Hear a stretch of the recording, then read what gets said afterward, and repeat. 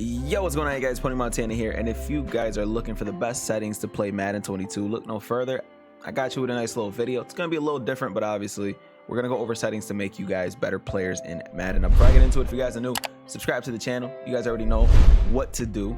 So let's start off with the four main things that a lot of people, some of them are too proud to actually use, but I'm here to tell you guys, don't be too proud.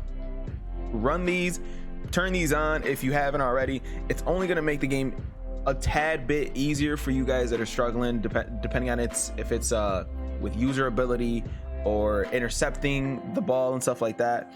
And it's these gameplay helpers. Now, for the game options and the skill level type of stuff, you can't change any of the player sliders when it comes to in-game. You can't change fatigue when you're playing head-to-head online, and you can't change the player speed parity scale, which is just gonna, you know, it's gonna make it so that Tyreek Hill is gonna outrun a lineman way faster, pretty much. Now, mind you, this might be a slider that EA themselves might tune eventually, who knows, but when it comes to Madden itself, these are sliders that will not affect you in head-to-head games, and that's what I'm talking about today. So we're going to start off with auto flip defensive play call. You're going to want this on, and the reason for that is because you want your strong side to guard the strong side of the field. So if you guys are coming out in a nickel formation, and you guys are facing a formation like bunch or trips tight end, you want your nickel to be on the strong side of the field, even if they're lining up on the weak side of the field where they have their trips on the short side.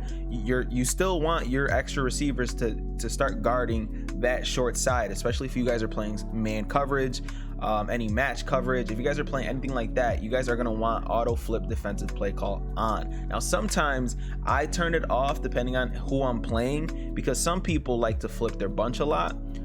But just to give you guys an example of what I'm talking about, so we're currently in bunch, and if we run bunch to the wide side of the field, we're going to want to have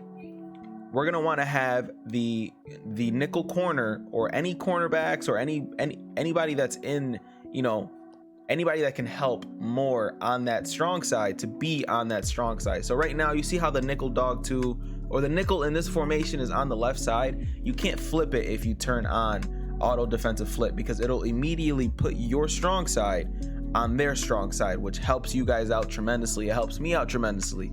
And it just stops you from getting easily quick hiked into a coverage bomb that is going to be very, very frustrating to deal with. This is one of the most important settings to have on when you guys are playing Madden 22. Now, if you guys have a certain blitz that only works from a certain side, now that situation is a little bit different. You guys are going to want to have auto flip off, so you guys could flip the side to whichever side it is that you guys actually want to flip it on. Now, next option, and it's the ball hawk option.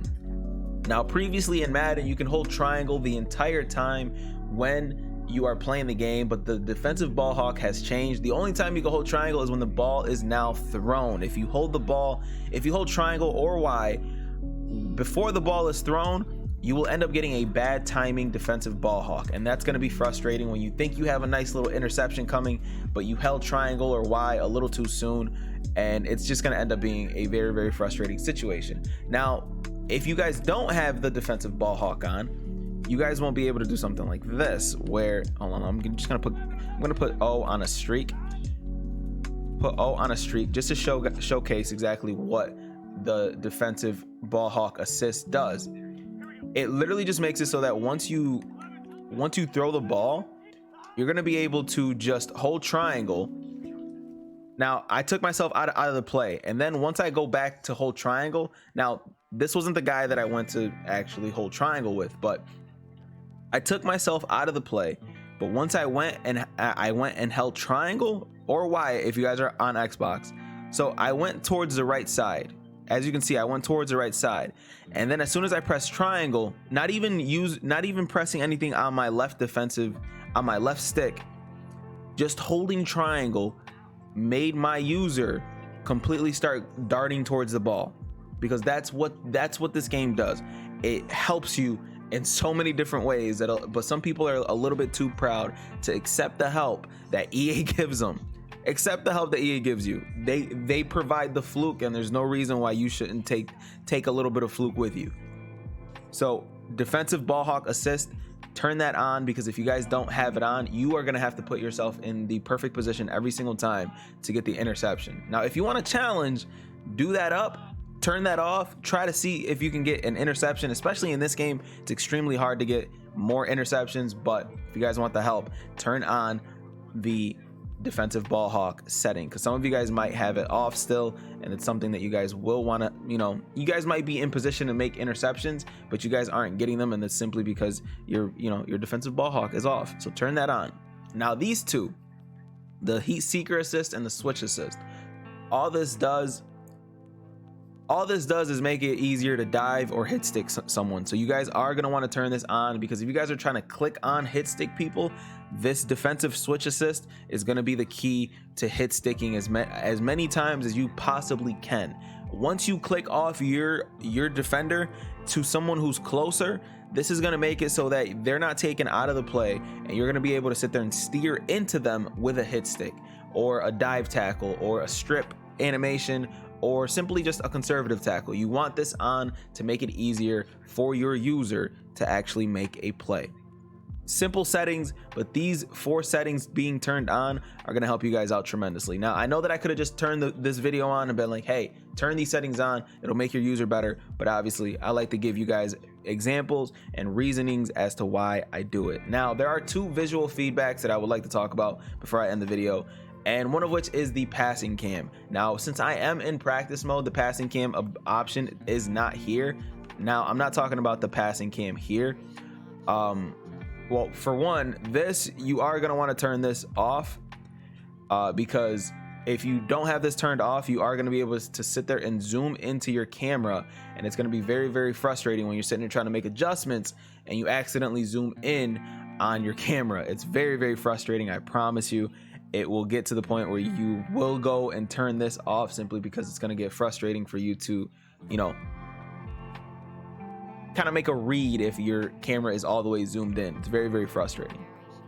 And the second thing that I would like to talk about is this enlarge on field graphics. If you guys are runners, keep this on, do what you have to do. But if you guys are passing the ball, this enlarge on field graphics, especially in MUT head to head, this is going to make it very, very hard to make proper reads. Now, it's going to make the icons way bigger, but unless you have the X Factor Pro reads on, where it highlights the button that you can throw to, this is going to make making reads or making throws very, very difficult, especially in a MUT setting where everybody has abilities on the field. Now, what that does is, you see how much bigger the X Factor is on your guy. Now, in MUT, you got people that have 6 acrobats on the field, or 5 acrobats, or however many acrobats you can get right now. I think it's 14 ability points, so that means that you can have 7 acrobats on the field at any point in time, which means that big, huge star will be all around the field simply because you chose to enlarge on-field graphics. Right now, we're playing in regs, so you know only 2 people have them, Joe Mixon and Myles Garrett. But it's definitely something that you guys are going to want to turn off or keep off if you guys haven't already. It's frustrating to deal with them big old graphics. It alters your vision when you're making a read, because if you're trying to pass and you're trying to go crazy in the passing game, look at how big the buttons are. The buttons are huge. It's so hard to make a read when all the buttons are as big as they are, because they're bright, they're vibrant, they're, as I throw an interception, they're bright, vibrant, and they're more frustrating to look at than to actually deal with if you guys are facing any type of high caliber player that's sending like good blitzes and stuff like that, because that's going to get in the way of you making a quick read. That is it for today's video. Hopefully these settings help you guys out. Hopefully you guys switch to the settings that I tell you, because it makes the game a little bit easier for anybody who is struggling on the user side of the ball. My name is Pwny Montana, man. As always, 2 fingers, deuces, peace out, and I'll see you guys in the next video.